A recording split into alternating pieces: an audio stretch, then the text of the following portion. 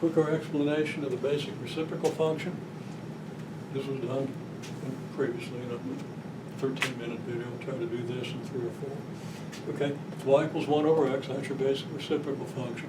We evaluate for these standard values of x, at least those standard values for which we can evaluate and express the number in fractional or decimal form exactly. The one number that's forbidden is 0. You can't divide by 0 because you can't count to 1 by 0. 1 over 0 means how many zeros does it take to make 1.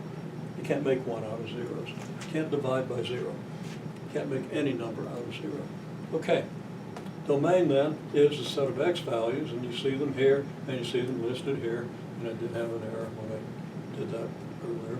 And the range is the numbers you see listed here. They're just listed, the same numbers you've got here, listed from the least to the greatest. Okay, not from smallest to biggest, least to greatest, from the negatives to the positives. The graph, the points that we get from the table, a little obscured when I drew the purple curve, but there they are. And those x's are the basic function, basic reciprocal function. Okay, we do the extended function, drawing a curve approximating, a nice smooth curve through these points, approximating the extended basic function. And I did say exponential. I think it's the P that's getting me there. Exponential reciprocal. Get a P in about the same place. Okay. Extended basic reciprocal function. The domain runs from -2 to -1/2, because the curve runs from x value -2 to -1/2, and from 1/2 to 2 because the x values up here run from -1/2 to 2. The range, pretty clear. We go from -2 up to -1/2. Those are our y values on this side. 1/2 up to 2. Those are our y values on this side.